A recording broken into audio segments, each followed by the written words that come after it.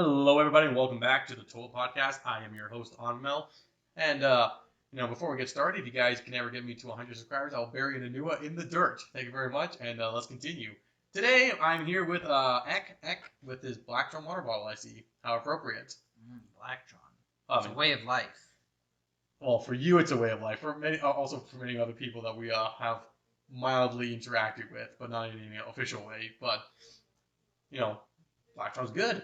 Blacktron's even great, some would say. Wouldn't you say? It's definitely black. And what's going on with the previous podcast is talking about webcomics we've made. Well, we all make webcomics. A lot of us make webcomics through possibly our favorite thing. You know, how one made one about castle stories. Zach made a Bionicle one. Star Wars one. So it's only natural, after we pirate, to do a Blacktron one. Well, of course. And what is this Blacktron webcomic? It is called Fez. Fez. Fez stands... Yes, Fez. Fez. Well, Fez is just a funny word, but it's an acronym. Any it stands Doctor Who for fan... Fleepnork Exterminators Zeta, because it's technically Fez Team. I feel like any Doctor Who fan can carbon date when this was roughly made. Yeah. When were Fez's cool, essentially? Fez is, they are cool. Fez are cool. We're Fez now. Not really, but...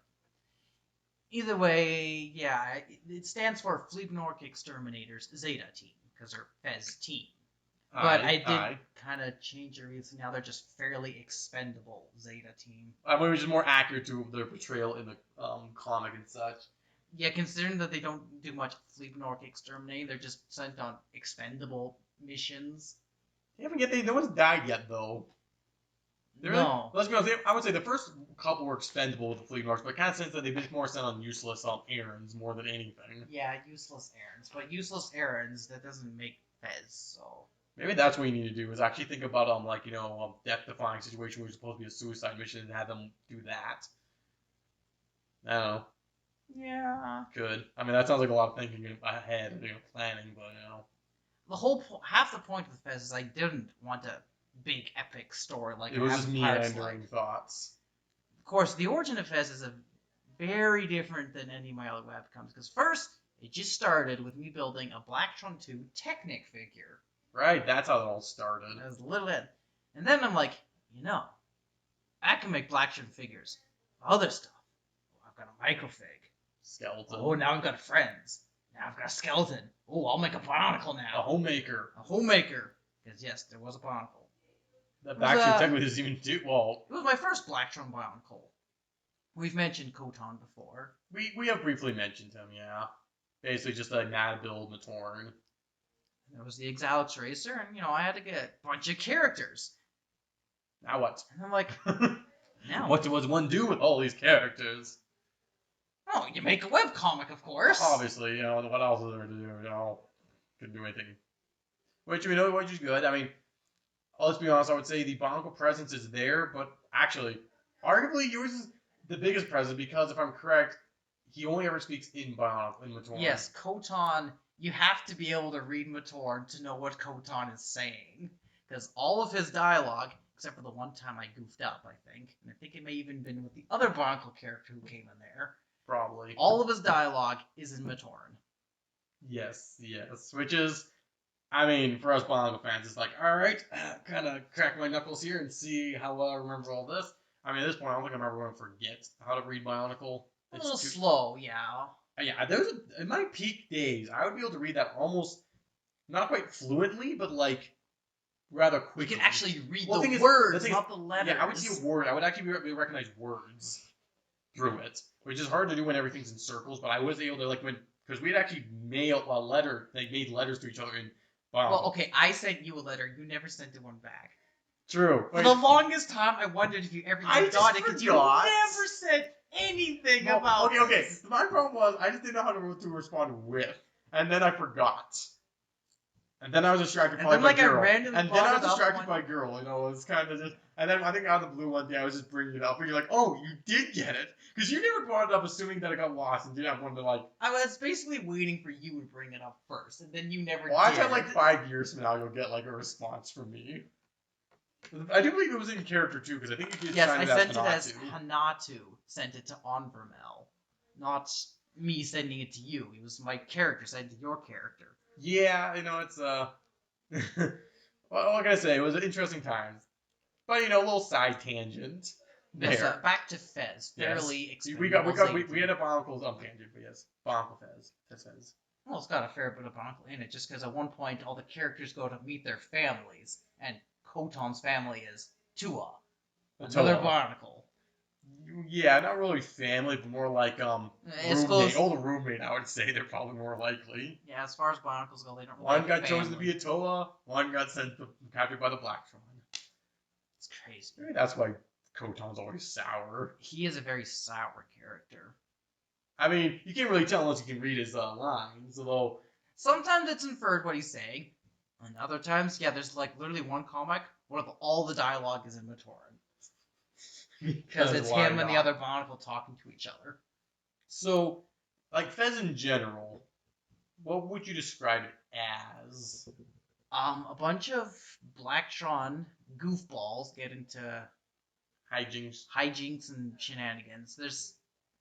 It's mostly their big boss, Dr. Wiggs, just sending them on errands to do this, go there, do that, come here and get that. Yeah. That's what happens when you have enough priests. I tried to get it a lot more humorous and just more jokes than Pirate's Life, and sometimes it works, but I just start reverting back to being, big storylines. I will try not to, but even crossed over with a Pirate's Life briefly. It did. And then you even had a side plot with Brick Daddy in there a little bit, which didn't really ever go anywhere. Well, yes, he had there was a bit of a side plot where this Space Police 3 villains. Well, didn't you have a brief idea where you were going to have the Space Biker game, or the Black Hole game, whatever you want to call them, basically show up more as like a... I'm not sure if I ever intended that or not. I don't remember. But they did show up just to steal a spaceship. Yeah. This was all for a Pirate's Life plot. It had a big Blacktron ship, so it had to involve Fez. But, I was like, I could start this in this comic, and then it could just end in the other comic. Like I say, we like our crossovers with our webcomics now. Yeah, we've got a whole comic called Crossover Championship, which we will talk about. Yes, we will. That will be a one where all four of us going to be talking about. Actually, even if I guess if we can bring in the fifth brother, we can bring in the Lost Toe because he's now part of it now. He is indeed. But I'm very excited. With your comment about basically saying that is like less humorous than or more humorous. I'll definitely say the newest comic you put out today, or the last one, I thought was actually kind of funny. Just remind me again which one that? Terminating Antari's employment. He's like mechanics and engineers are different. Fooey. Yes. Just the disdain for Antares from Eugene, I actually really like as like a character trait. Very much like he doesn't like him. I would say it starts out more just mild annoyance, but it's evolving into an actual disdain. Yes, a lot of the characters did kind of have a starting character, and some of them haven't really progressed. But some of them have really solidified what their character is. What's the armless guy again? Harold. Harold is very much solidified in his Yeah, he was definitely he's like changed. He went from being depressed to being a pessimist, I'd say. I wouldn't even say he was depressed. Like he was pretty bland to start. Actually, he's the one that actually got character. But he's like negatively pessimistic about everything. Well, I don't think we've seen much of him lately. But no, but he's definitely one of my favorite ones. The thing about Fez in general, I just feel like there's so much potential from all the characters. There is. And sometimes when you tap into it, it's just oh, I really want to see more of this. Half the problem now is there's just literally way too many characters, but half of that's the purpose, though. Half of it is because, I can make a Blacktron of this now, and a Blacktron Fabula, and a Blacktron Bionicle minifig. Like I say, now there's also Blacktron Bionicle minifig, the system Bionicle minifig. And Koton is going to be pissed. And I really wanted to see, their interaction now. I mean, I'm sure we'll get to that eventually. Oh, yes, you will. I did make the comics. They are buffered up. Good. Fez has definitely gone through some much longer and lengthier hiatuses than a Pirate's Life. I would say it's on the verge of being because it's canceled. Definitely on the list of webcomics I do. Pirate's Life is number 1. Crossover is generally number 2, and Fez is the third stringer. It's going the way of Grandfather Tales, where it almost feels like it's just going to end and just not come back. I have plans for it, and that's half the problem. Is I have grand plans. This isn't supposed to be a comic with grand plans. Also, I just don't have as much time as I used to, and I'm gonna have even less. And like I said, with the coming different, with also different, yes, so like the new recruit's going to be the new Blacktron recruit's coming. But like with the other webcomics, like you gotta prioritize, and unfortunately, it's just not as high as it could be. Unlike some people, I just don't have motivation to do comics as much as like. That's why Pirates Life only posts twice a week. This story's a lot slower, but I've only got so much energy to do this stuff. Yeah, full-time job, you being married, kid on the way, full-time job. That full-time job's a big one. Especially when it's more than full-time sometimes. And there's a little overtime job. And then every now and then you get undertime. Well, never actually undertime, I don't think. There's occasion we have slow spells, but and I swear those are the only weeks where I seem to work like extra. There's like 1 week where I think I worked overtime and you worked like less, and I'm like, wow, yeah, I got more pay time than you did. It was a weird situation. Very strange. Very, very strange. But, bringing it all back to Blacktron, which is funny because I'm like, just right now I'm looking to see Blacktron in front of me there, Blacktron to the left, Blacktron to the right. Blacktron is a way of my life. Like, you look around my life. If everyone ever wants to get me a gift of anything, if someone just got me like a cup of like, yeah, whatever, you slap a Blacktron logo and like, I love this cup now. You get a cup that's black, white with like lime highlights. Yeah, it doesn't even have to obviously Blacktron. If it's something that's just in the colors of the Blacktron 2, it's black, white, and lime colored. It's very good. It doesn't have to be like I would say this: Blacktron is a way of life, but Pirates is more your passion. Pirates is where my heart is, but Blacktron is your heart belongs to the sea.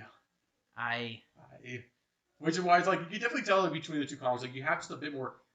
But I think a big part of the reason why Pirates Like Polly is still alive is because the old Fig nostalgia managed to root itself in there. So that is basically what has fueled it. That is definitely I definitely like that Von C storyline because it's bringing all these Blacktron because you didn't get a Blacktron until you were. I wasn't even aware of Blacktron until in my younger 10. days. Because it was 2004. You were 10 when you guys. I was 12. I was born 9. Oh, yeah, right. You were 12. All right, so you were 12. You were already like past the prime nostalgia age to really have like that childhood. But when I discovered it, I latched onto it. I mean, you did it. A big part of it was because it wasn't claimed by our older. Technically, the Lost Toa had it claimed between. He had no real claim. But that's the thing. He called dibs, and it never actually turned out. I mean, it did end up with the Lost Toa and How One. They divvied up themes and didn't have. Whether they did or didn't have. Well, Blacktron they was saw the Blacktron in the catalog from like the Baggage from Space Race 2. I don't know if they actually ever saw Blacktron sets. Oh, they would have. They would see the Blacktron 2 and sets. How One basically had a Space Race 2 set. Space Race was his. Well, he didn't have a Space Race 2 set for the longest time, though. Right, he did. But he got Space Race 2, and then Lost Toa got Blacktron 2. And the fun thing about Blacktron 2 is the fact that I like to bring up all the time just because it makes me amusing. This is my podcast, so was the first Blacktron 2 minifig was from just a bunch of loose basically thrift store found bags that our mom picked up, and there were like 5 bags for all the boys to get one. I don't think they were sorted out before. I think they were literally just as they were because things weren't really even distributed when they came out in minifigs or like cool parts. Sometimes I wonder if there was more bags and she just didn't. Oh gosh, there's more. Like, what if there was? Look, she got 5 for the 5 boys, and that was it. There's probably more sitting there somewhere, but whatever it was, it's possible that it was just luck. There was. I honestly don't. I mean, there's that base plate. There's the tiny chunk of this castle, this tiny chunk of the space sets. Of course, there was more. And like speaking of space sets that there was chunk to, one of which was a Blacktron 2 set because I had gone 3 minifigs: Wolfpack, a Blacktron 2, and a Black Falcon. Which all these we pretty much were able to figure out what set they came from. Actually, we were able to figure out a lot of sets, but the Blacktron 2 I'd gone and. It was Spectral Star Guy. Yes, we were able to figure out how it's like simply the big wheel, suspension, some cockpit pieces. Between the suspension and the wheel, there was enough. There was actually a decent amount, and the white piece, the base of the back. The 8x8 grill plate. No, the 6x6. No, not that one. Actually, someone might have had that. I think someone did. But specifically, but that could have been for the Black Knight Castle, though. It does have that. But it was really the white piece that I got. Yeah. That was like the dead giveaway, and then we're like, oh yeah, the wheel. Oh yeah, the suspension. It made sense. But little Honorable got the Blacktron fig, and older brothers really wanted it. It was like the one time I had something they wanted. And so I had it for about probably 3 days before I think I traded, and then I ended up getting with Entron. So the first Blacktron fig went to me, to How One, to Lost Toa, But Eck here, you very much decided, no, this is my theme. I'll order 14 from Bricklink and start my collection from there. I believe it was 14. It was, about 14 and minifigs. Even I picked up 3, which is still my largest space theme at that point. But I ended up getting 2 of them off. Funny thing about this, actually, bringing this all back to Fez, out of the 3 I got, I kept 1. He had a slight faded eye, which made it look like he was winking, so I called him Dr. Winks. He was a medical doctor back then, but eventually he got a hook, a new face, and became a mad scientist doctor. And he is basically a character in Fez. He's kind of like the I'm going to call him the Master Splinter of Fez. That kind of character who's like kind of in charge of everyone, but isn't there for every episode. Yes. I don't know actually how often Master Splinter is in Teenage Mutant Ninja Turtles, but I'm sure he's not in every episode. But he's basically just kind of the guy who sends them for stuff. He's very much the hub world character.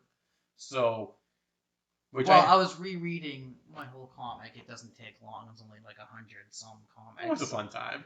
And it's basically chunks divvied up into Dr. Winks, sending them to do this, sending them to do that. Just little missions here and there. At this point, Fez is also just like most of these characters are just Dr. Winks experiments, and he's seeing how they work with stuff. So it's like being a mad scientist does give some very useful. That was the best decision ever, is changing him from a medical doctor to a crazy mad scientist doctor. I mean, he is also amazing what a transient Green Hook can do. It went a long way. And also has made me actually like Blacktron 2 a lot more, which another reason why I look at Fez and just go, I think Dr. Winks does give Fez a lot of potential as a character, just by having all these poor saps having this like maniacal, like evil, just non-caring scientist, having them do whatever they want. They're just a bunch of minions, which I just think does work well. One of the things that, like, the main thing about Fez was that I was building a bunch of, different Blacktron versions of minifigs. At one point I realized I didn't have just a standard Blacktron. Like, I had a minifig with a torso, but he had, like, the peg leg and the arm. And so I introduced, like, Stevie's. We know what a Stevie is. The most standard? It literally is just a standard Blacktron minifig, because I usually change out faces to make characters. When we get a lot of, like, bulk, especially space minifigs, we like to have names for everyone. So when everyone looks the exact same with the same smiley face, you can't tell them apart. You gotta kind of change it up. So eventually with Blacktron, with me specifically, I had basically like a couple extra ones. Well, okay, Stevie's, I barely remember the origins of them. Like, I know I had some, I think, smiley face ones. I just kind of had to talk. They were basically clones, genetic clones of duplicates, basically. They were basically like minions for Dr. Winks. Very much. Like, like I'm talking about minions from like Despicable Me, like level of incompetent kind of just goons that he's got a bajillion of. Okay, they're actually a bit. They're very expendable. Very expendable. Which is funny because like the lore for them has gone to touch. They were like retconned like to be hats from rockers, which I'm not going to be explaining that, but that's a whole. We'll have to do a podcast where rocker is one of these days. You have a rock rated webcomic, you might have to just have touch base on it. So basically, we're just a rocker one and just bring that up, and because honestly, there's not much to say. But Stevie's were basically just a bunch of. They're the most generic one. They're like if you have a plain smiley face and don't have any like deformities or anything on your body, you're pretty much a Stevie now. Especially for me, if you have a smiley face, you are a Stevie. I don't have any other Blacktons that don't have smiley faces that aren't all my Stevies, which are just my guys from the sets, I think, right now. I do have plenty of Blacktron who aren't Stevies, but which is fun. What works well for your comic because Stevies are great for comedic the value. original Stevie is Oh yes, the donor of the clones is the skeleton guy. That's why he's a skeleton. I believe the joke was that Dr. Winks basically just used all his DNA, like he used all the physical DNA he could. He just left with the skeleton husk that he found that managed to reanimate and keep alive. Yeah, that's kind of the rough backstory. I mean, it may change in the retellings. Depending on how he says it, like, there is... And the joke about Stevie, he's a skeleton, but he talks a lot. He has no vocal cords, so, like, but he's the most talkative, jibbery-jabbery of all of them. There does seem to be a trope of skeletons talking a lot. I think just because, like, if you have a talking, like, bones on the ground, they can't move, so all they can do is talk to annoy you, I think is where the trope might have come from. But I'm like, it does seem to be a weird thing that skeletons talk a lot. Or at least they're very obnoxious in movies. For whatever reason, skeletons are just like that. But Stevie, I would say, was the part of Fez that has the greatest grasp on the grander Blacktron lore, just because it's connected to Dr. Wings, which connects to just a lot of other stuff, like because it connects to Power Miners now, for Power Miners and Rock Raiders for us now, as well as who else has Stevies? Wait, no, I have the workforce Stevies, so that's Don't your classic space have a bunch working right. for them now? Right, they have some Stevies that are, I think, spies. I think they're spies. Either that or they're cheap labor that they bought from the Blacktron. I don't remember. Yeah, that or We're not sure. Or their hats that got lost, really lost. I don't remember what I decided. Which, yeah, no, I'll say this last little bit was just a pun went over everyone's head, but that's okay. That's okay. I can tell you this though, reading Fez won't go over your head because I would say it actually has some of the least amount of inside references to our grander universe. No, it's definitely more accessible, more easily accessible for the wider audience. Because I would say like how ones and your Pirates Life are the most like fan servicey to the siblings. Mm-hmm. While something like Randomly Assembled, I would say, and Fez are both very easily accessible to, because they're not really making jokes about, hey, remember this character when we were younger playing? Funny. It's more so, well, because you were saying Fez are more focused on humor. The jokes and just the visual puns. And also because Blacktron weren't part of your childhood, there's less fodder, essentially, to be like, hey, childhood cameo reference. It's like, you can't. They weren't there. Like, I've still managed to weasel it in my own headcanon. A little bit, but like... But the grander Fez universe, yeah, there's not much in-joke universe available. Which, for the comic, may or may not be a bad thing. It's hard to say. I'll try to keep that to Pirate's Life, and... I mean, let's be honest, Pirate's Life is bursting at the seams with it sometimes. That's what it's made out of. Exactly. It's like a big fluffy cushion. Old, big nostalgia. Yes. That is a very good way to describe it. So, but no, like Fez, it's fun. I mean, like I said, for any readers, again, link is in the description, definitely for this. And I would, if you like Blacktron and just like seeing Blacktron, definitely check it out. And also just like Lego in general, check it out. And like I said, especially for all the comics, this is probably the least intimidating to check out because there's not as much there compared to like all the other ones except for mine. But we'll get to that someday. Maybe. I think I will, just so you can talk about Rock Raiders in a grander scheme. True enough. Because I'll say there's enough to say about Rock Raiders as a whole, I think. And so But like I said, Fez, the thing about the one thing, and also if you like Bionicles, there's Bionicles in there, so maybe see it does have a higher Bionicle content than you may think than Pirate's Life. And let's say brush up on your Matoran, see how well you can read what code. And one of my favorite Bionicles that I've made, Bracken, makes a cameo appearance. Yes, the best cameo appearance ever. Also, you get to the point where Bracken's in there, like that's funny. That is legit just funny. So I'd say Bracken's online comic persona is definitely a little different than his in-person headcanon persona, but that's also just the nature of the comic. It's a little more humorous. Well, exactly. But kind of rounding things off. Do you for the comic of Fez, do you have like ambitions or? That's half the problem. I have ambitions. Is there anything like you still like put everything aside? It's like still something like I still want to do this. Like this, I still want to do. Like this is the one thing. Well, the current storyline is leading up to something. It's not obvious. And you don't want to give up on it because you still want to get to that. Yes. In fact, a lot of it's connected to the giant monorail base I'm building. Just because I needed a giant base. Hopefully, I have enough fleet works. It has nothing to do with fleet works, actually. It's more like I need a base big enough because there's some minifig summit going to go on.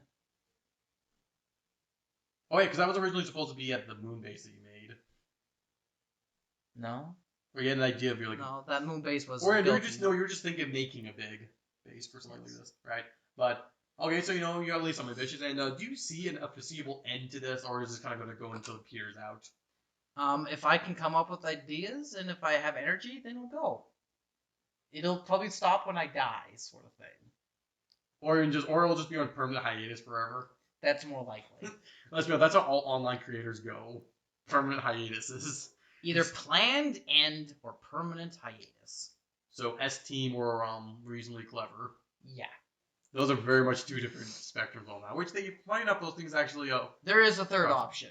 Your regular webcomic. Where it had a plan. It just never dies. That until and he Lego dies. Star Galactica. Yeah, those two kind of just keep on trucking. If anyone knows our references that we're talking about, good for you. I didn't realize that my audience expanded that far. Congratulations. But yeah, no, yeah. Fez, cool. Blacktron, Bionicle, better.